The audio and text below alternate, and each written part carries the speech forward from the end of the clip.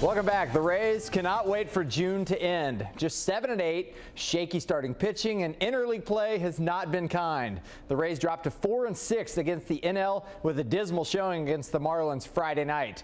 Matt Garza needed 49 pitches to get out of the first inning and gave up this grand slam to rookie Mike Stanton.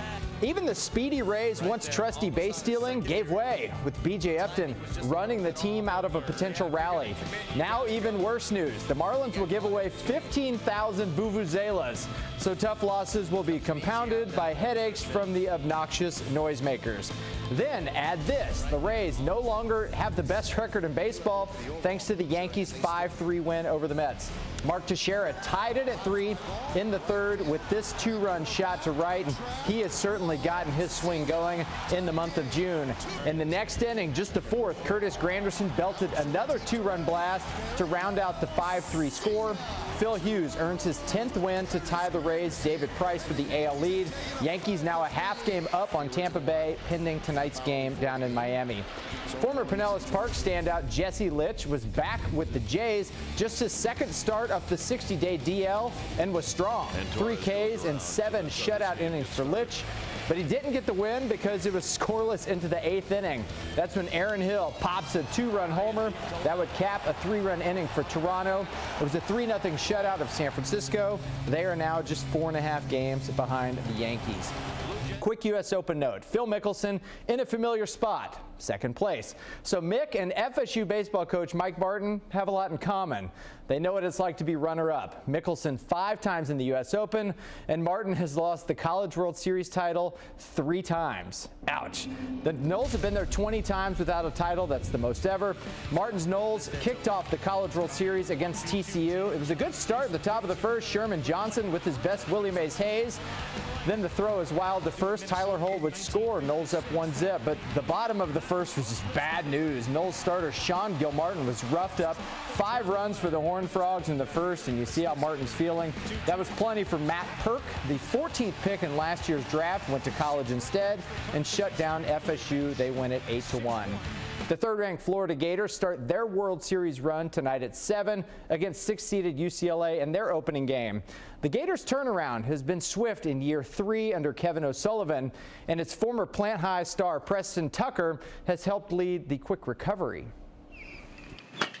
Preston Tucker is the model baseball player for Gators head coach Kevin O'Sullivan. He's been a huge help for us with the younger players this year, and we certainly would not be where we're at without him in the lineup. The confidence is a big part of it. I think we have a lot of team chemistry this year. I think everyone, everyone's looking up to everybody. Everyone's willing to give advice, and we all support each other. The Gators' first baseman blew up as a freshman with a school record 85 RBI. Preston Tucker. Now in year 2, Preston has settled into the middle of Florida's lineup. As a team, I knew we were going to be more talented this year in the lineup, and it's shown. I think the at-bats haven't come down to me producing to win games. The team can hit up and down the lineup, and I think that's taken a little bit of pressure off me. Preston showed no signs of a sophomore slump.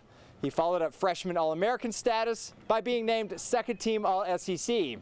And his Gator teammates and coaches say the reason is his tireless effort.